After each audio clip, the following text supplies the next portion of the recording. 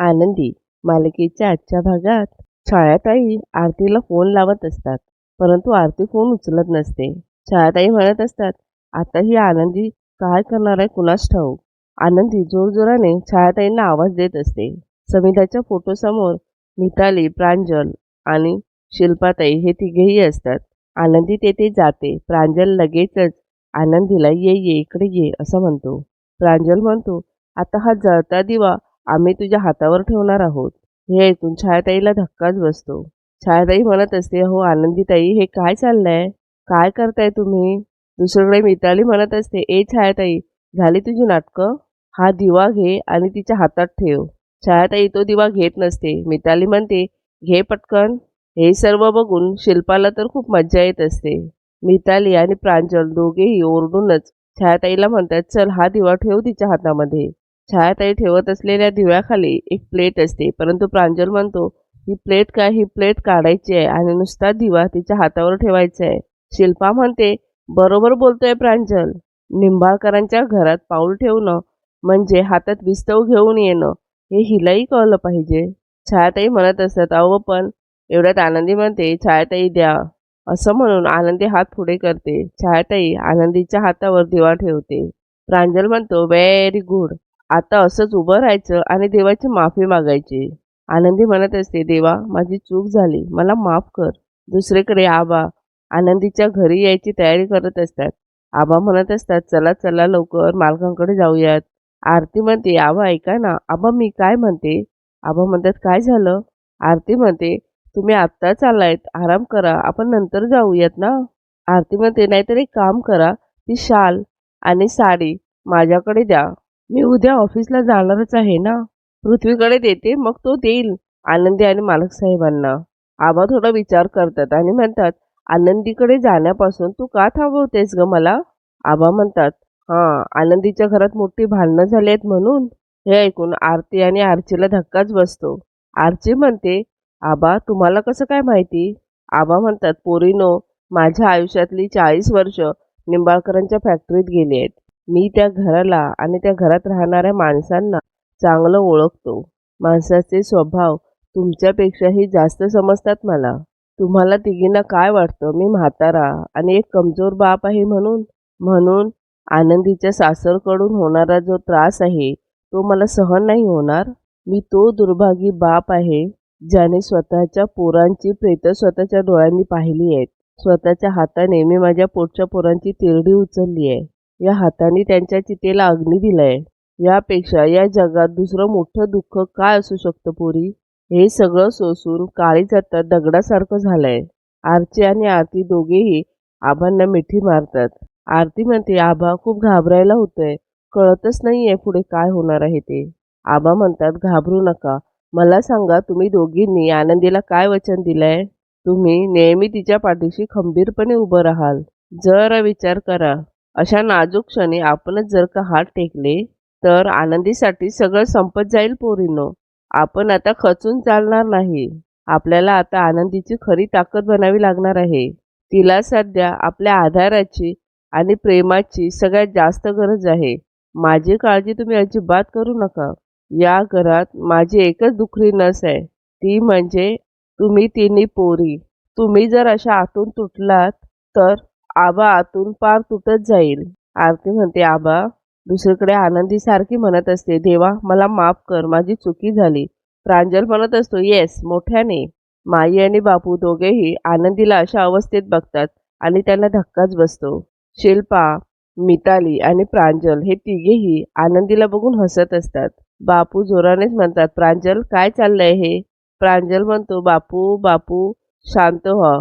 हिने आपल्या दादाला त्रास दिलाय, त्याचं प्रायश्चित्त करते ती.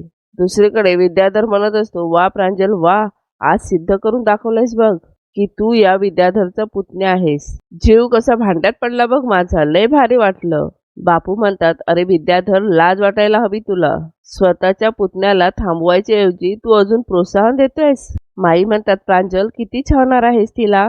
बापू म्हणतात, अरे बंद करा ही सगळी नाटकं, बंद करा. प्रांजल बापूंजवळ जातो आणि म्हणतो, बापू मी तुम्हाला सांगितलं ना, तुम्ही यात पडू नका. माई म्हणतात, प्रांजल कसला विकृतपणा आहे हा. एखाद्याच्या जीवाला त्रास देऊन कसलं सुख मिळतं रे तुम्हाला? प्रांजल रागानेच म्हणतो, माई बापू, तुमचं माझ्यावर प्रेम आहे ना? आहे ना प्रेम? जर तुमचं खरं प्रेम असेल तर तुम्ही या प्रकरणात एकही शब्द बोलणार नाही आहात. कळतंय ना तुम्हाला? नाहीतर ना, नाहीतर थांबा. असं म्हणून प्रांजल स्वतःच्या गळ्याला सुरी लावतो आणि म्हणत असतो, मी माझ्या जीवाचं काहीतरी बरं वाईट करून घेईन हं, आणि मी हे घर नाही जग सोडून निघून जाईन. विद्याधर लगेचच प्रांजलच्या हातामधून सुरी काढून घेतो. शिल्पा प्रांजलच्या एक कानाखाली मारते आणि म्हणते, वेडा आहेस का तू? काय करतोयस? तुला अक्कल आहे? जीव देतोयस तू? कोणासाठी? या मुलीसाठी जिने आपलं घर उद्ध्वस्त केलं, त्या मुलीसाठी? मूर्ख आहेस का तू?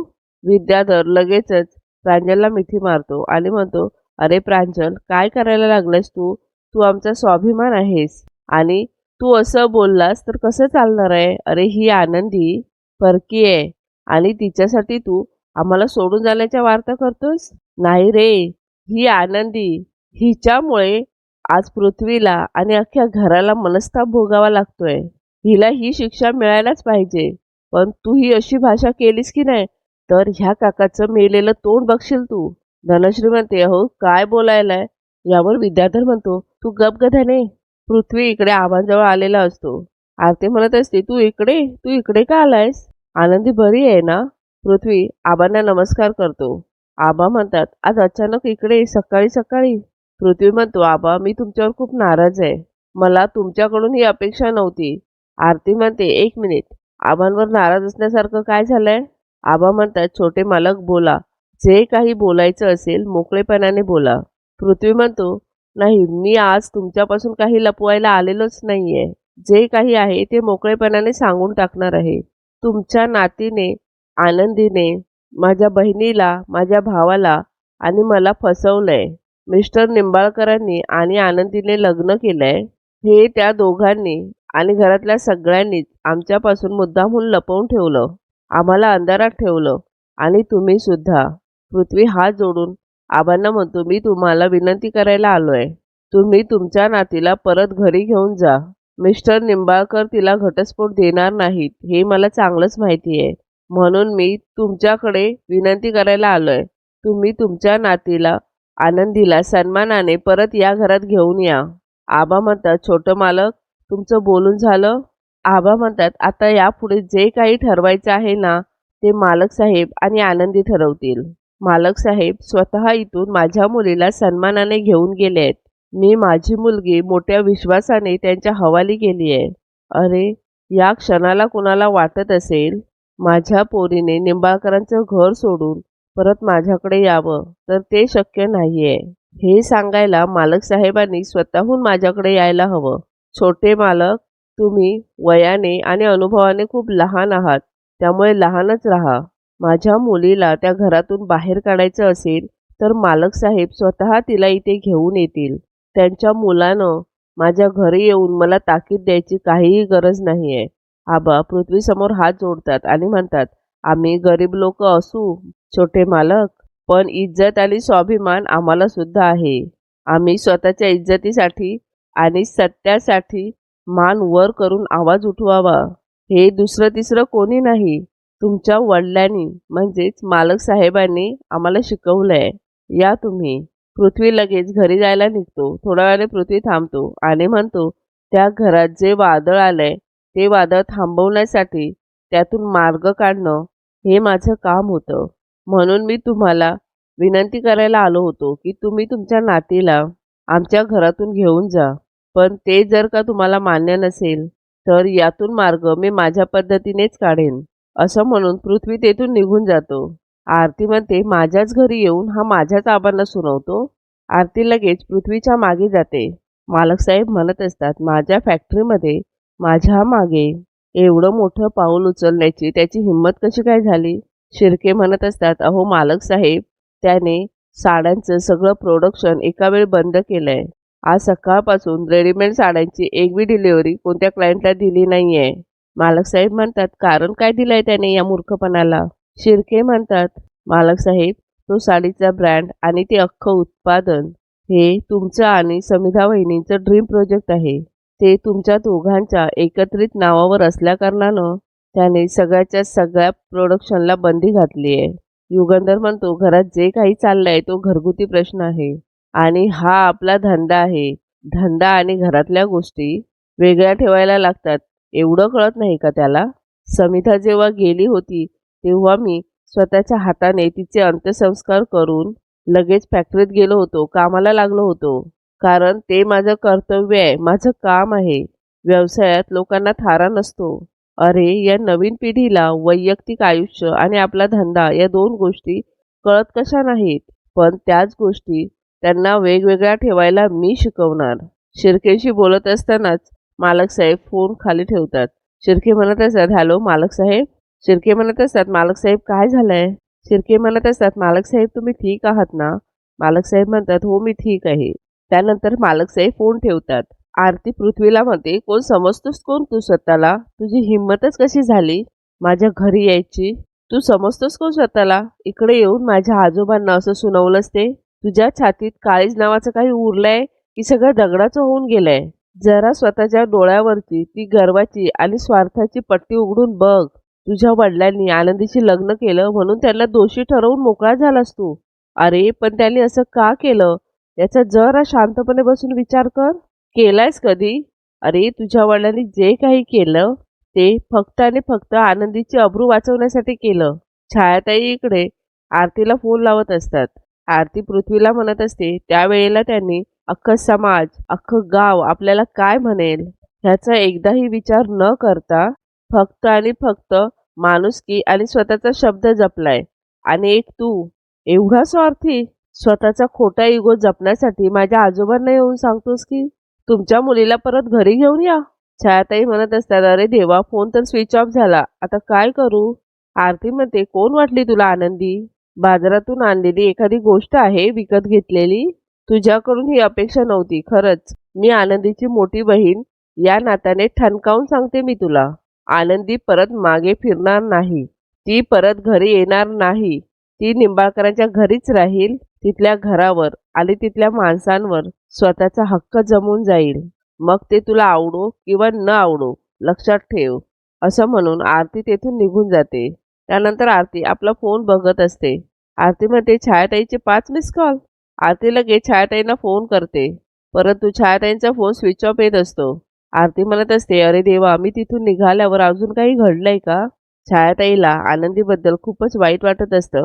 छायाताई म्हणत असते, माई, अहो आनंदीची काय अवस्था झाली आहे बघा ना माई. माई म्हणतात, काय चाललंय काय या घरात? या घरात कोणाजवळ माणुसकी शिल्लक आहे की नाही? बिचारीची काय अवस्था झाली आहे. कुणाचाही लक्ष नाही आहे तिच्याकडे.